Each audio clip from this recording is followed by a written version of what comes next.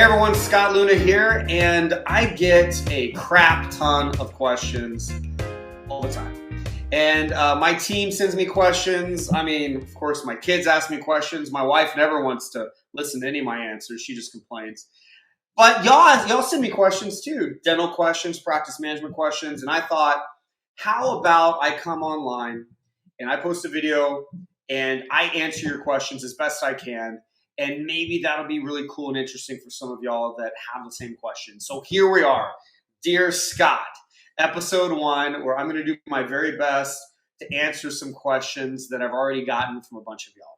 All right, and then I'm going to do this all the time. I'm going to keep posting them, and as long as it's helpful for people, as long as it's valuable, and as long as my wife lets me still tell all my stupid bad jokes, I'll keep doing this, all right?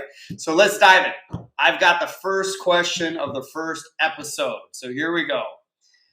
Dear Scott, I'm struggling with delegation in my practice due to past experience. What are some of your tips on delegation? Well, that's a loaded one. All right. So delegation, struggling with delegation. What I hear is this person might be delegating to people, but those people aren't necessarily doing it, or they're not doing it right. And all of this kind of adds up to more stress for the owner. The owner feels like they just have to do everything if they want it done right. Maybe the owner is feeling like they're being pulled in a lot of different directions. They're being stressed out throughout the day. Not only do they have to manage dentistry and the schedule and everything that pops up, but now they got to do the stuff that other people should have already been doing for them. And they just feel like, the delegation isn't working. There needs to be accountability. There needs to be systems. How can we clean up this mess? How can we get the stress level to go down and get stuff done the right way? That's what I hear when I hear this question. And I'll tell you, this when people aren't doing what we have delegated to them, you know whose fault it is? It's the leader's fault. It's the owner's fault. What we need to do is create an environment around our team so that when things need to be done by them, they know it and they know how to do it, and we are following up to make sure it got done. And if these things that are delegated are things that are done all the time, I might call that like a daily task or a weekly task or a monthly task. For example, follow up on all unscheduled treatment. If a patient doesn't get the treatment scheduled that they need, we should be calling them 2 days later, should we not? And we should be calling them 2 weeks later, maybe even 2 months later. That is a task being delegated to the treatment coordinator. That is a task that's done all the time. The tasks that are done all the time should actually become part of that job duty, they should become part of that job title's list of duties. Let me say it another way. If it's done all the time, if it should be done all the time by the treatment coordinator, then that's part of what it means to be a treatment coordinator. You're a treatment coordinator, you do this and that and the other, and you also make 2-day calls, 2-week calls, and 2-month calls when patients don't get treatment scheduled that they need. How can I delegate that appropriately to a treatment coordinator to where they remember to get it done? They need to have, as part of their job, a job checklist, a sheet of paper that says, treatment coordinator, here's what you do every day, every week, and every month. When you are a treatment coordinator in this practice, you don't have to remember your job at all. All you got to do is remember to work off of your checklist. And every day, you're supposed to restock the coffee bar and balance the day's deposits and take out the trash and make your 2-day, 2-week, 2-month follow-up calls for unscheduled treatment. There's a whole list of things you do every day. And it might only be 10 or 15 things you got to do every day. And that is how the treatment coordinator remembers. And what's cool about this checklist is that if it's on a checklist, you don't have to remember it, right?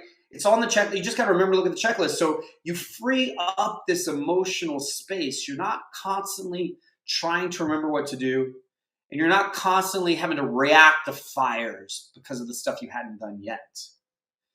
Also, what's cool about having a checklist is people like to win. People like to get ahead. They like to feel organized. They like to feel productive.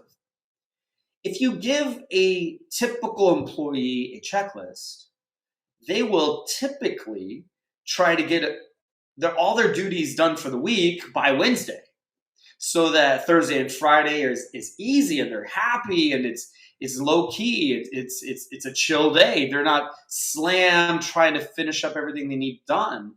They got ahead. See, when they have a checklist, then in their downtime on Monday and Tuesday and Wednesday, they're prompted to get ahead on the checklist. And so by the time Wednesday's done, they're practically done with the week. Compare that to not having a checklist. Then what do people do? What do people do when they have downtime on a Monday? They breathe, they talk, they go on Instagram. They don't do necessarily what's productive because they don't have this framework to tempt them to be productive. So a checklist results in them getting ahead. A checklist results in them being emotionally free because they don't have to remember all kinds of things. A checklist ensures that they know what they're supposed to get done today. They know what's been delegated to them. And gosh, if you have a new hire, how valuable is that for them to have a checklist right off the bat so they know what they're supposed to do every day? That is how we delegate, is we delegate through their one core checklist. But just because it's on the checklist doesn't mean anything will be done. I mean, anyone can just put a shitty check mark in a shitty box and claim they did something when they didn't do shit. Excuse me for my cussing, but this is my episode, so I'm going to cuss. Anyone can check a box without doing anything. Just having a checklist alone doesn't mean anyone did anything. The checklist is their tool. The tool we use to delegate to them and the tool they use to remember what they're supposed to do. But they still have to freaking do it. What we need to marry to the checklist, we need to marry the audit or the follow-up.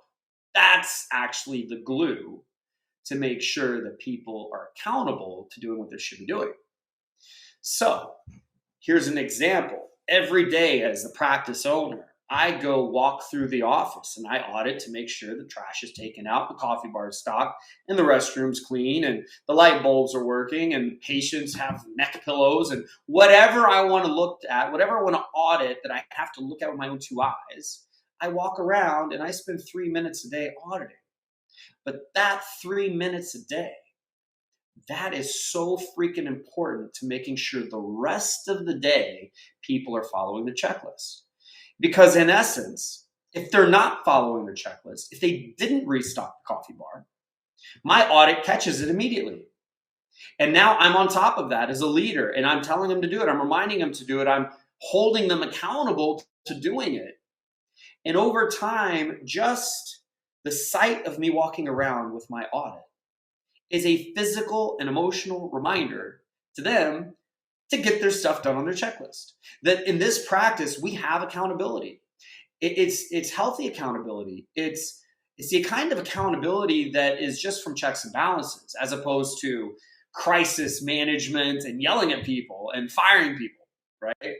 It is giving people the tools they need to remember how to do their job incredibly well. And it is being a leader, checking every day just to make sure that we're doing what we're supposed to do. And that is how we delegate. So we have a job title that has these duties that are on a checklist. And when we delegate, it goes on the checklist. And we audit every day to make sure they're sticking with the checklist. Now, what if what we're going to delegate to them is not a common thing they got to do every day, every week, every month? It's like this one-time thing. Hey, so sorry, but Mrs. Jones walked out without scheduling her next prophy visit. Can you please call Mrs. Jones to get that scheduled? That's like a one-off thing, right? How can we make sure that got done? I'm old school. I'm simple. I want just an old school, simple way to make sure it gets done. There's enough complexity in my life. When it comes to stuff like this, I just want to be simple. And the simple thing I do is simply grabbing a simple notebook and simply writing down every time I ask someone to do something that's a one-off thing. Please call Mrs. Jones to get that scheduled. I write down, I told Jessica, my assistant, to call Mrs. Jones, get that scheduled. Every day, I just have a simple list of all the things I've delegated. It might be 4 or 5 things. I write it down. And at the end of the day, I got to check it. I got to have the accountability part. And so at the end of the day, before we all leave, I go back to my assistant, Jessica, and I said, did you call Mrs. Jones? And she'll either say, yes, I took care of that. Great, check, done. Or she'll say, oh, no, I haven't gotten to that yet. And then I'll say, let's do it right now. I'll wait. Please call her right now. And that's how you build accountability. It'll get to the point where when you're the leader that writes it down and follows up, your team members become the team members that write it down when you ask them to do something, because they know you're going to follow up. They know they can't forget. You understand? We are setting boundaries.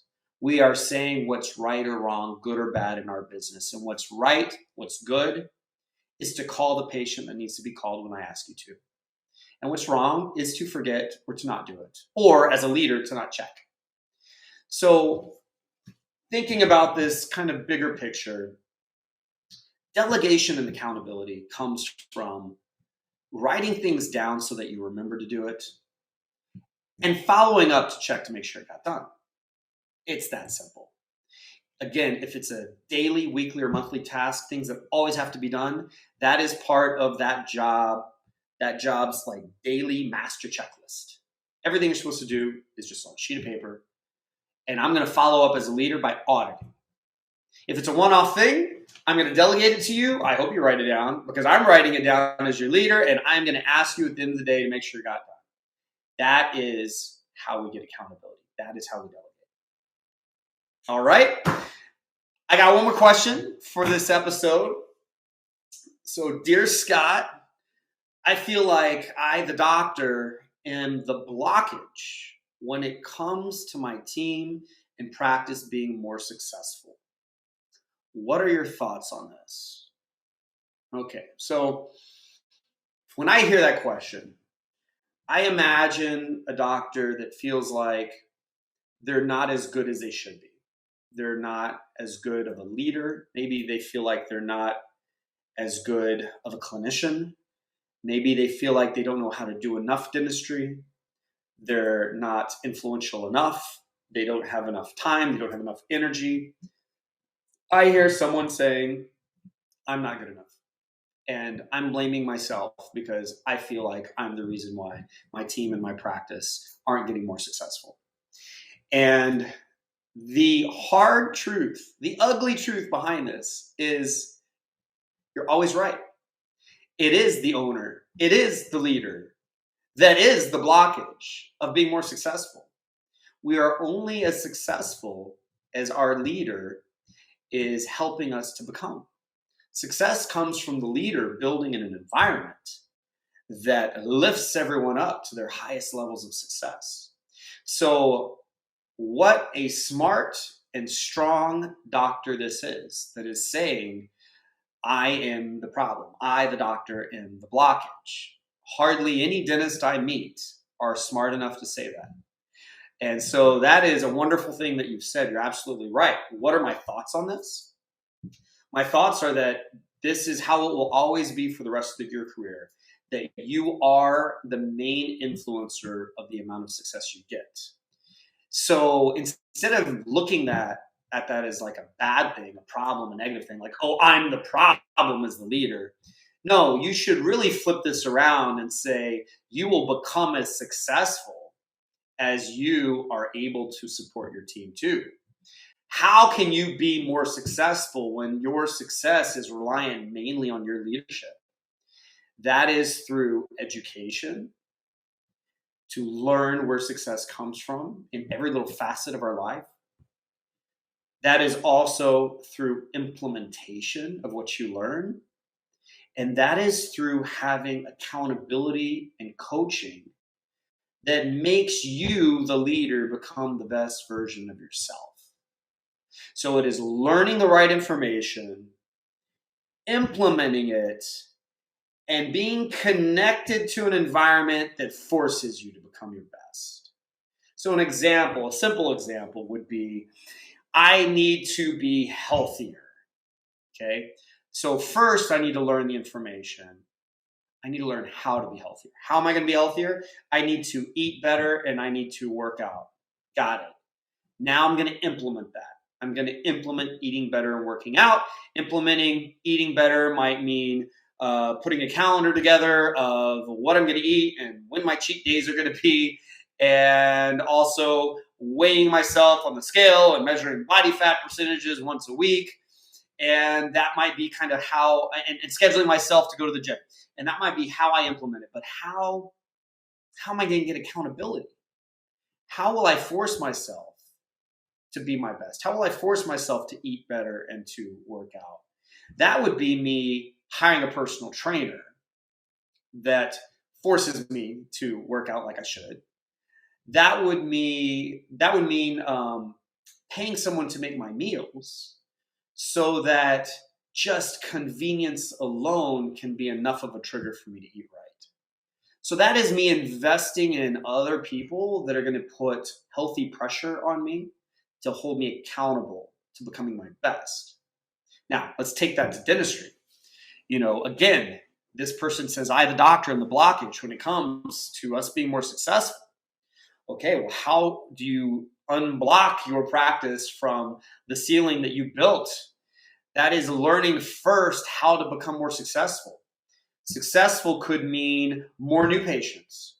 It could mean more reappointed patients. It could mean higher diagnosis levels through diagnosing cosmetic more, or through preventative, or learning new procedures. It could mean higher case acceptance percentages through payment options, or through changing the form, or through different verbiage. It could mean managing your schedule capacity better so that you have more room for patients to come in. It could mean training your hygienist and changing how you pay them and getting them to use tools like Pearl and Sopro camera and driving up their production per hour while treating patients better.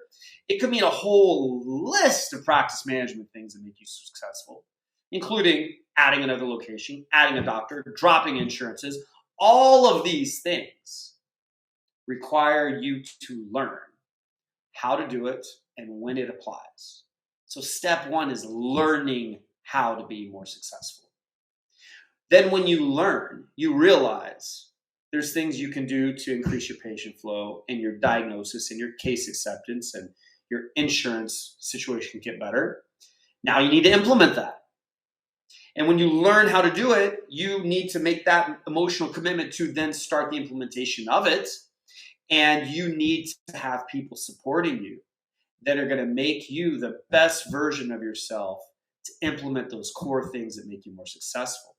You might be part of an online community of doctors doing the same thing. You might hire a consultant or a coach to walk you through it and hold you accountable to doing it the right way. You may bring in a coach or a consultant to do the implementation on your behalf.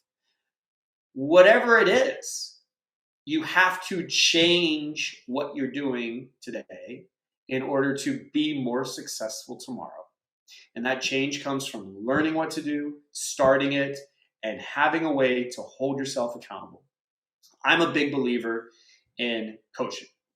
I coach doctors myself. I'm a soccer coach for middle school kids and elementary school kids. And I am someone that must hire a coach, that must hire a personal trainer for myself, that must have someone make my meals. I am someone that without coaching, without someone being the leadership example, the accountability coach for me, I don't have enough self-control and motivation to become a better version. I must have coaching. And I think that's probably the missing ingredient in a lot of people in dentistry in their careers. Think about your career. Where would you be today had you had a practice management and productivity expert coaching you the last 3 years? You'd probably be farther along. Where would you be today profit-wise or wealth-wise if you had a wealth management coach helping you understand what to do and holding you accountable to it? You'd probably be more wealthy. So why wait to bring on the coach that is going to help guide you to the better life you should have already had? And that's my philosophy around it. All right. So there are the first 2 questions on the Dear Scott episode 1. I encourage you to leave me some more questions. I would love to answer more questions. Not that I have all the answers, but I do have a lot of experiences, and maybe some of my answers will speak to some of you. If you'd like me to answer your question, leave your question in the comments section. My team will pull that question out, and I will do my very best to answer it for you. Also, I'd love it, of course, if you shared these episodes with other people, if this could become a really cool way for all of us to connect and to talk about this stuff openly and ask more and more questions. I think this could turn into something. This can turn into a cool movement for us. So please do that. All right, I hope this was entertaining for you, helpful for you, and look for the next episode coming soon.